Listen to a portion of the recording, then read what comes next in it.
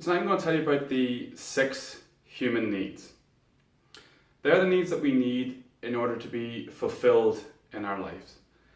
Very few people are aware of the driving forces behind their emotions, but I'm hoping that this video will give you a better insight into that. The first 4 needs are needs that everybody has. They're absolutely universal no matter where you go in the world. And they're the needs of personality. Everybody stacks them in a different order. What's more important to you may not be what's important to the person beside you, but it's important to understand where they are and what's the most important for you. So the first need, number 1, is the need for certainty. We all need certainty in our lives, both emotionally and physically. We need to know that we're going to be safe from pain, but we also need to know that when you come home at the end of the day, your house is going to be there, that if you train hard, you're going to get results, that at the end of the month, you're going to get a paycheck. We need certainty. But as much as we need certainty, we also need the other side of the coin, which of course is variety. We need something exciting in our life. We need surprises. Well, the surprises that we like anyway, but the surprises we get that we don't like, we call problems, but it's just how you deal with it. But we need, again, variety both emotionally and physically. From an emotional standpoint, if you were angry all the time, it wouldn't be very great. If you were happy all the time, it wouldn't be very great. Your body can't withstand that. It needs change. After variety, your third need is the need to feel significant. So we all need to feel that we're unique, we're special in some kind of way. Now, a lot of people can fill that up in one way, which is I have the most expensive car, I have the biggest house, I have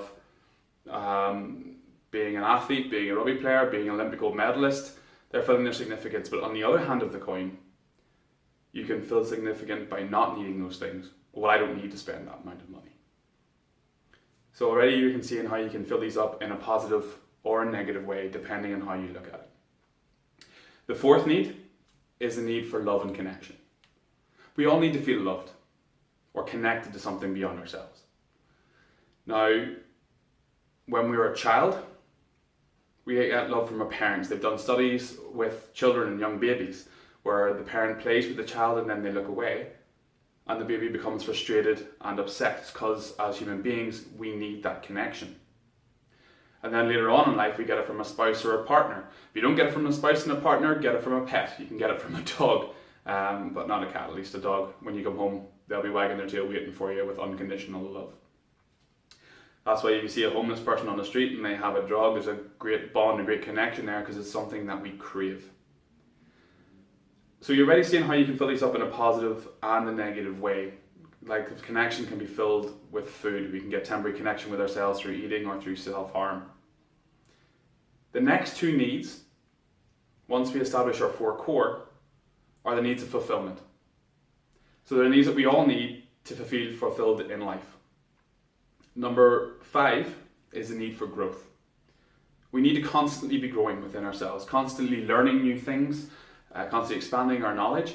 If you look at business, you need to be constantly growing. If you're not growing in today's market, you're gone. If your business is going along, you've got a great product and everything's going well, fantastic. But if you're not innovating, if you're not researching, if you're not coming out with something new, where would you be? Apple invented the iPhone, they're now on the iPhone 10, they're constantly growing. And you need to do that as well, both emotionally, physically, and in business. The last need is the need of contribution. We need to contribute beyond ourselves. Whether that means that you work with a charity, or that you give money to charity, or you help somebody in need. Or even if you pass a homeless man on the street, and instead of throwing them a wee bit of money, you sit down and you have a conversation with them. You need to contribute beyond yourself. That's just a brief insight into the 6 human needs. As I said, these can be filled in a positive way, or they can be filled in a negative way. As much as we can get positive attributes from having the drive to be the richest, be the most important, it doesn't always make you happy. On the other side of the coin, if there is sadness or behavioral issues, they're usually down to filling your needs in a negative way. If you think about somebody who is a bit sheltered or is dealing with a lot of sadness.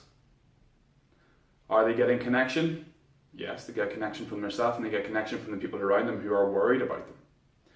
Are they getting significance? Yes, I have a problem you don't understand. They're feeling unique. So yes, they're getting significance to about an 8 or a 9. They're fitting in. Are they getting certainty? Yeah, they get certainty in the way they feel, and they get certainty in the fact that the people around them are going to be there and are going to try and help them. And they get certainty from their condition and how they are. And last but not least, they get variety. Generally, somebody in those states, they swing from anger to sadness and straight back to anger again. Because when they're angry, they're feeling certain, they're feeling sure, and then the body can't sustain that, needs variety, it comes across, and they get variety and connection from feeling sadness. So, I hope that's a good insight. If you'd like to know more, do get in touch. www.timpeyton.com